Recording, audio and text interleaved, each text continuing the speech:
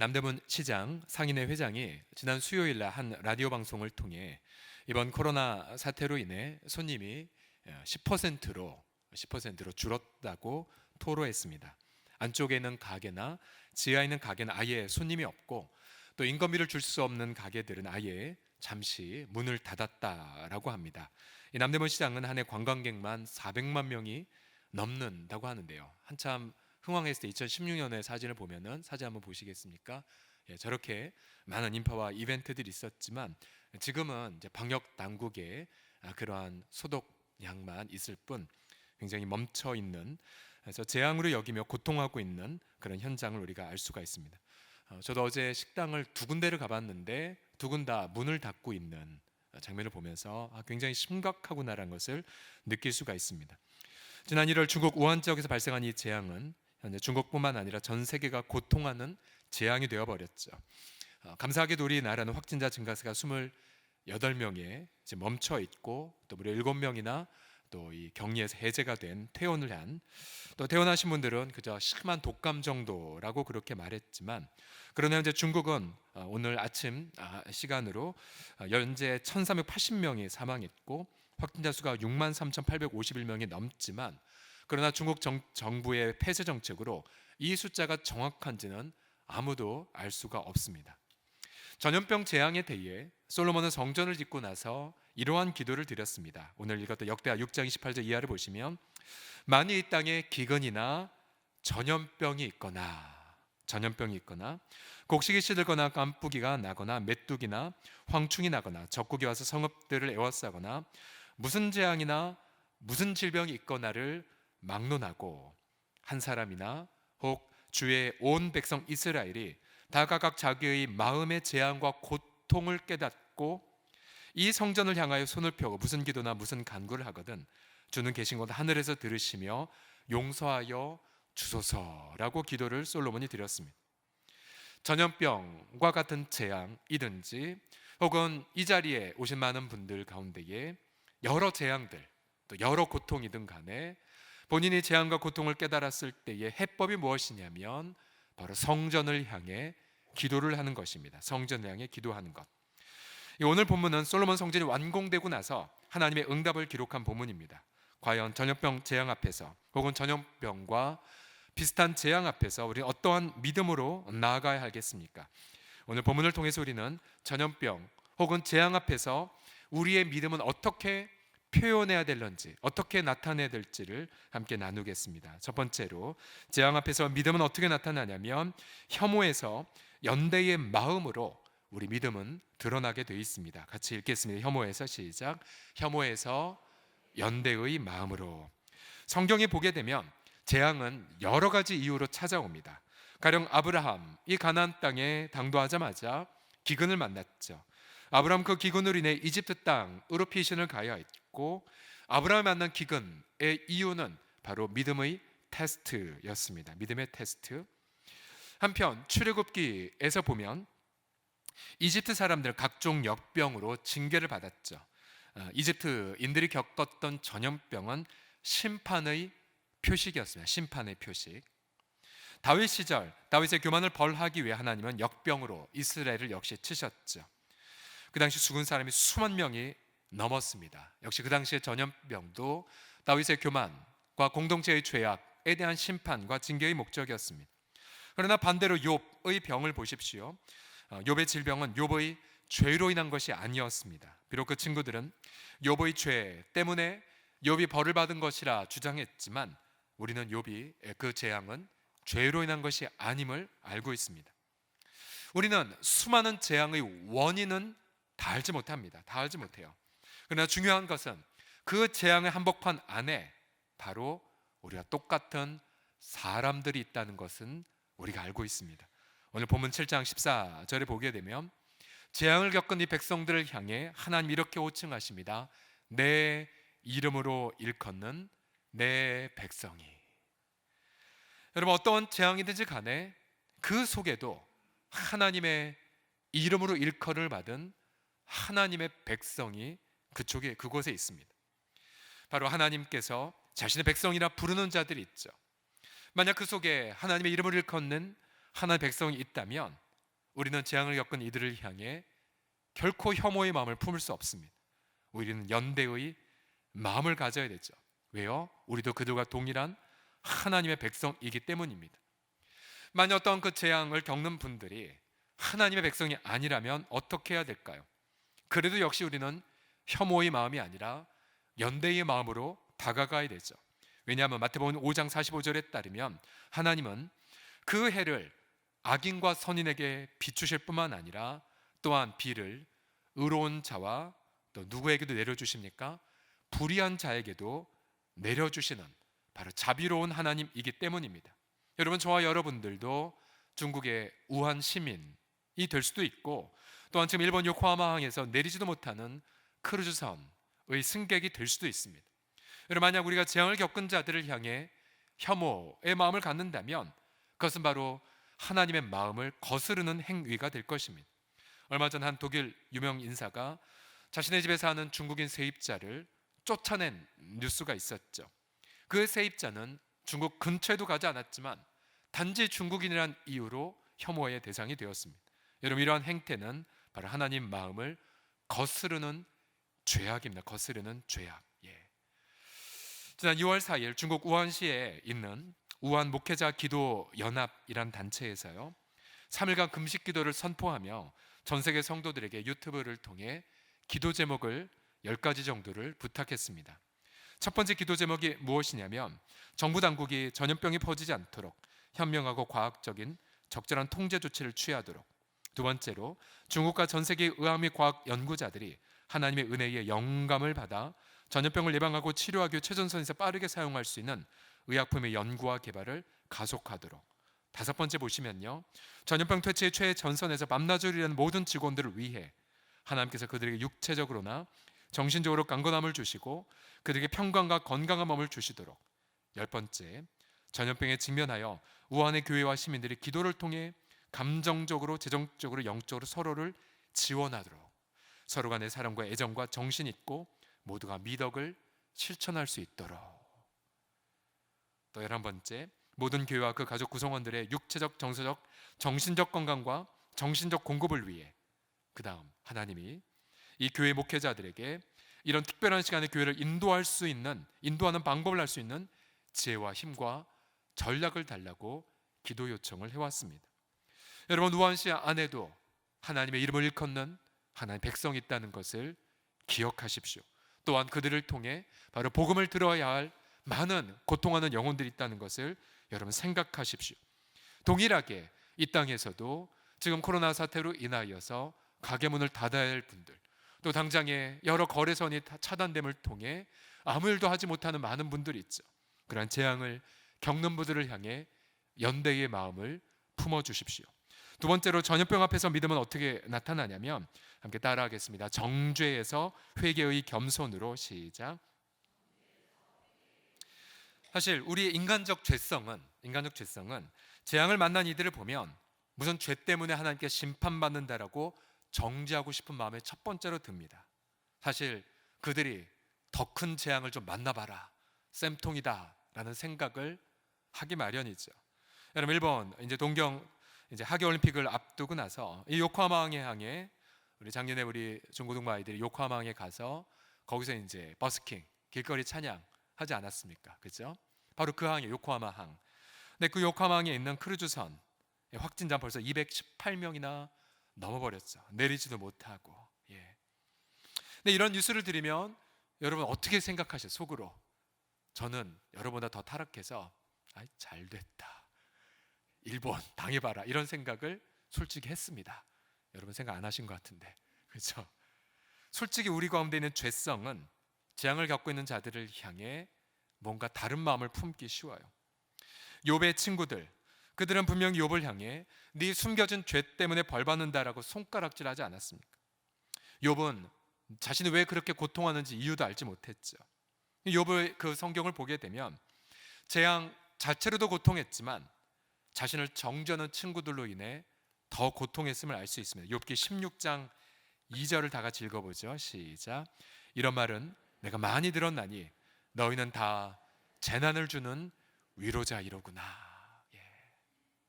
재난을 주는 위로자. 결국 우리가 재앙을 겪었을 때에 우리는 정죄의 태도를 버려야 되죠. 우리가 보통 이런 재앙을 겪게 되면 꼭 이런 이야기 나옵니다. 심판을 받아서 그래, 심판을 받아서. 그러나 성경은 그러한 태도보다는 바로 내 죄를 인지하고 내가 먼저 무릎을 꿇을 것을 요구합니다. 오늘 보면 14절을 보시게 되면 내 이름을 일컫는 내 백성이 그들의 악한 길에서 떠나 스스로 낮추고 기도하여 내 얼굴을 찾으면 이라고 말합니다. 네 가지 동사가 나오죠.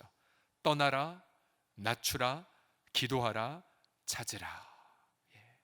네 가지의 단어. 떠나고, 낮추고, 기도하고, 얼굴을 찾고.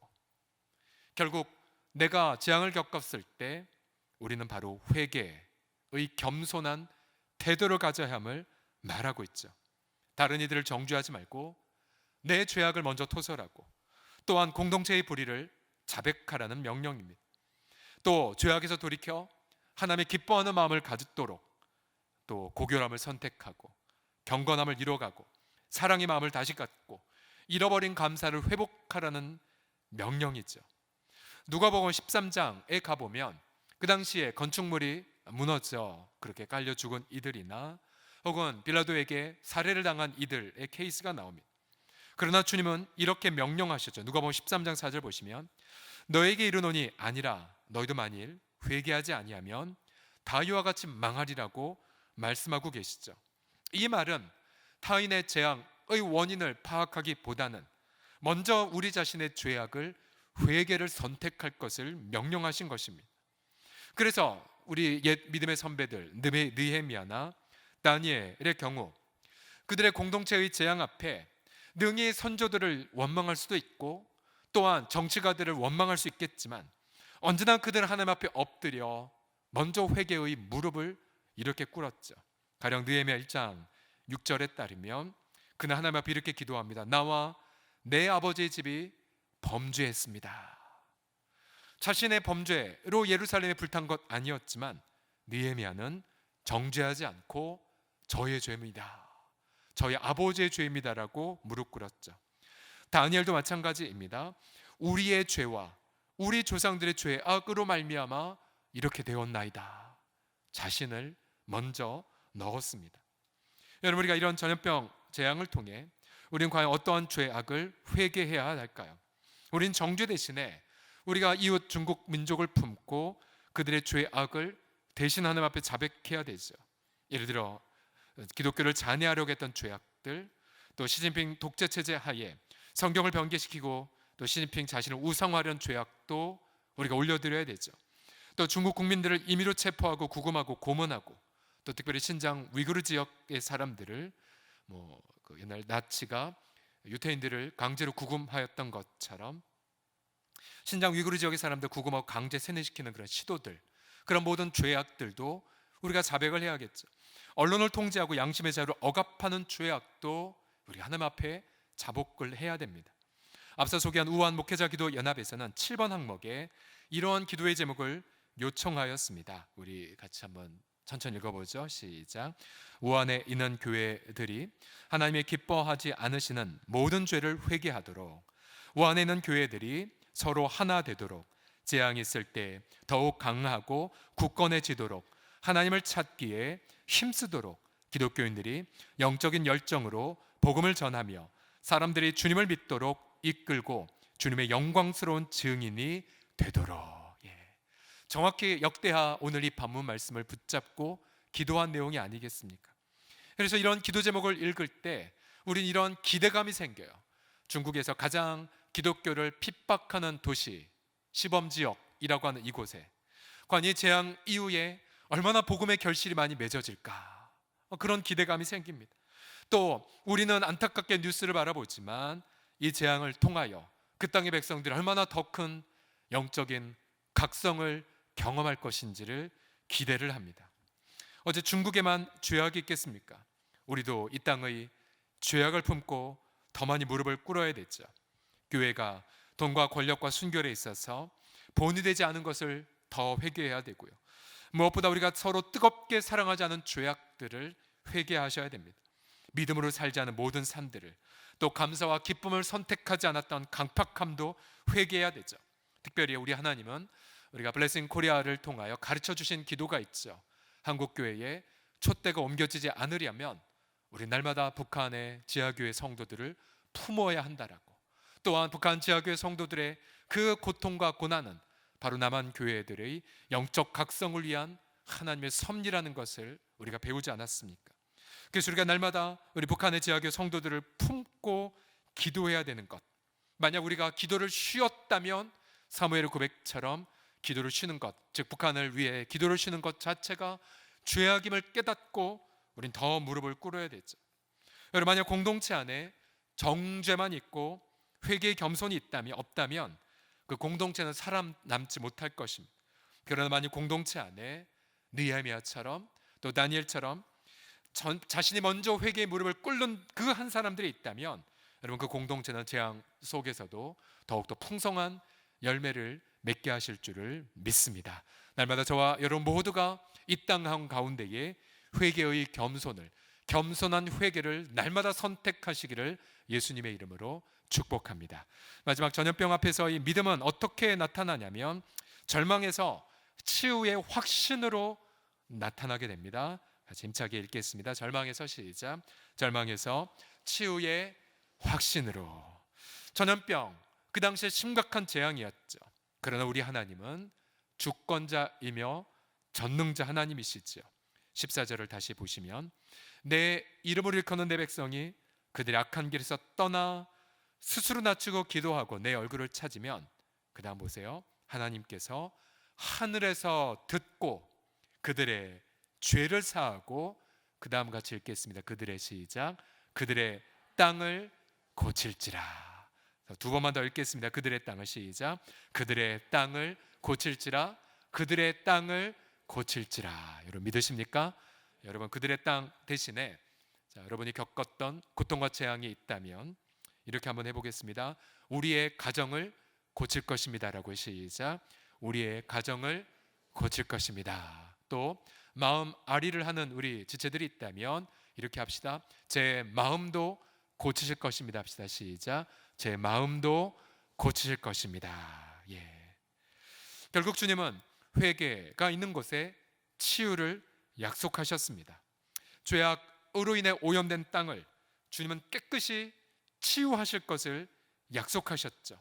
그래서 우리는 아무리 재앙이 크다 할지라도 우리는 주님의 이름으로 치유를 선포하셔야 됩니다. 치유의 확신을 선포하셔야 돼요.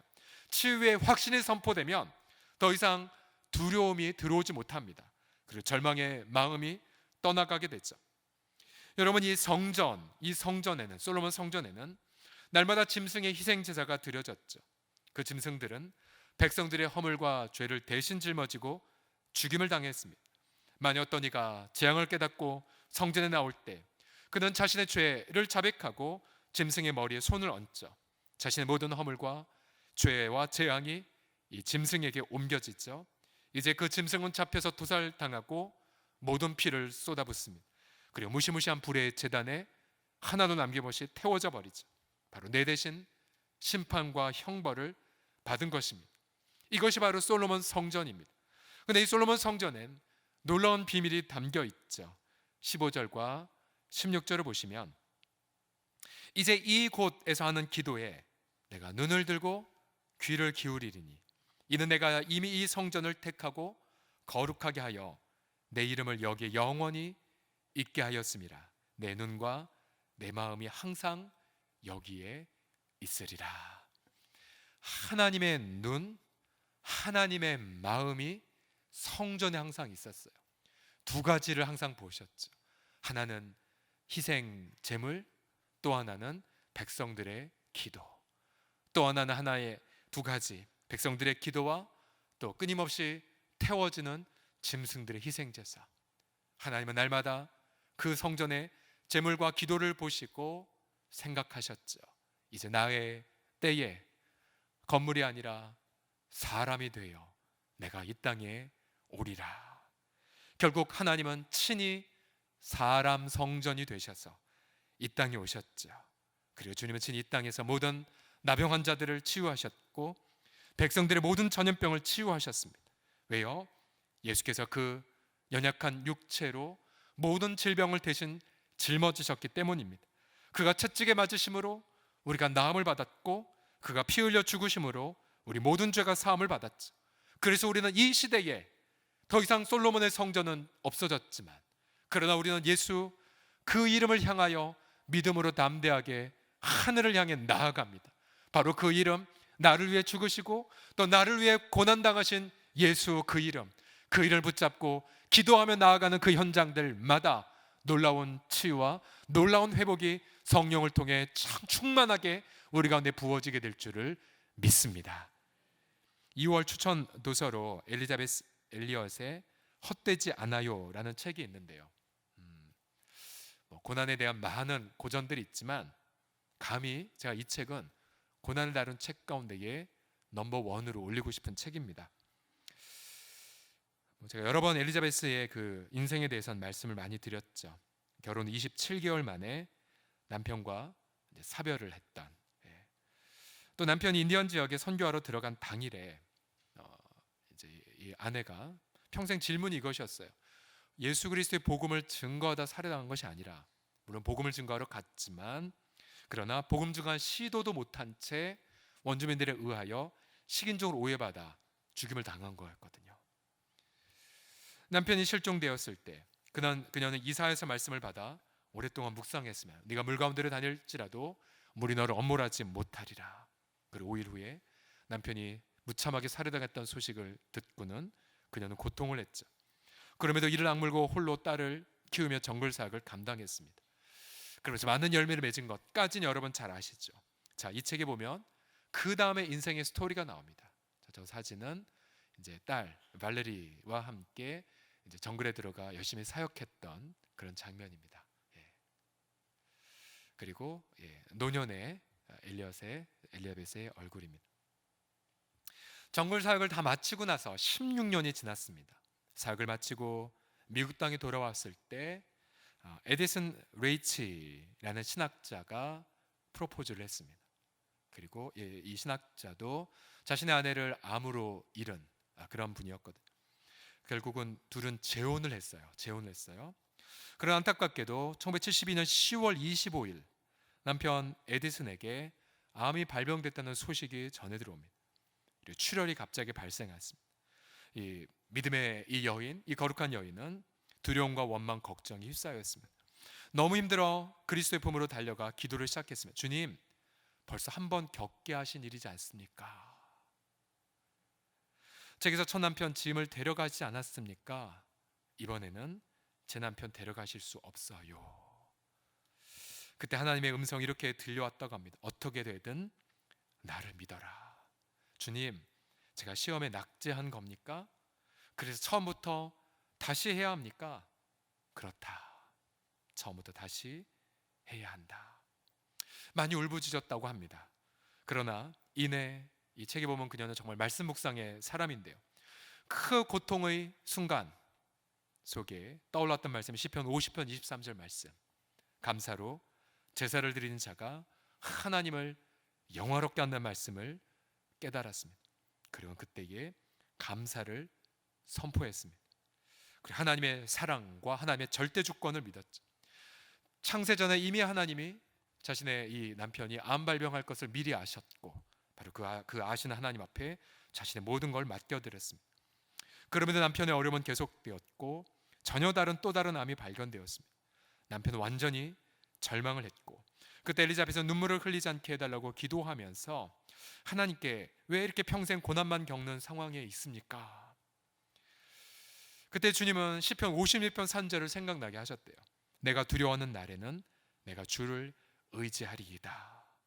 또 시편 34편 1절 말씀에 내가 여호와를 항상 송축하며 내 입술로 항상 주를 찬양하리이다.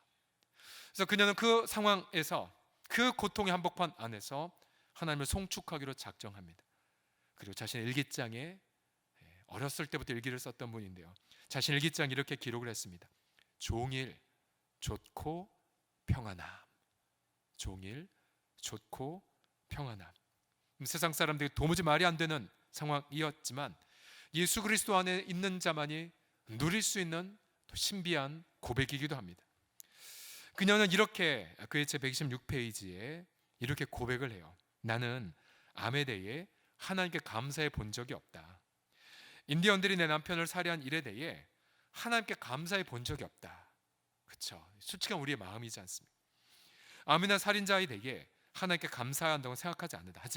하지만 그런 고통스러운 순간에도 온 세상이 여전히 하나님의 장중했다는 사실에 대해서는 하나님께 감사해야 한다.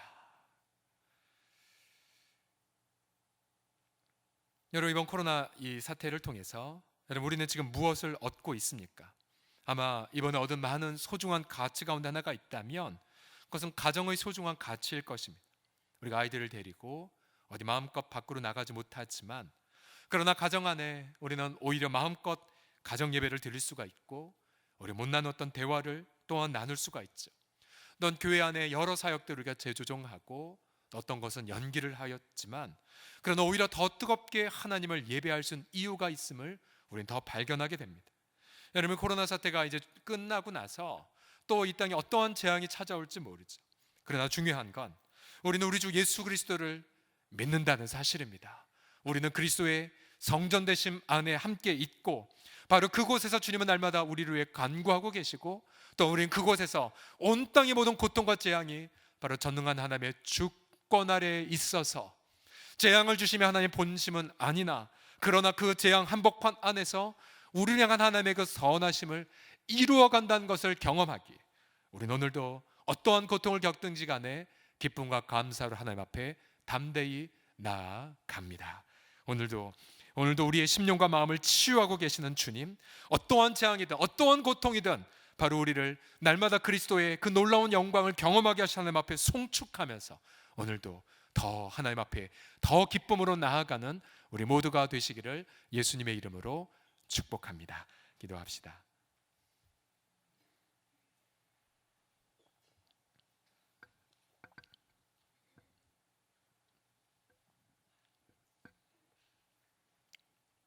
주여, 지금도 재앙의 한복판 안에 고통하고 울부짖고 또한 사랑하는 정든 가족들을 땅에 묻으며 절규하는 많은 이들이 있나이다.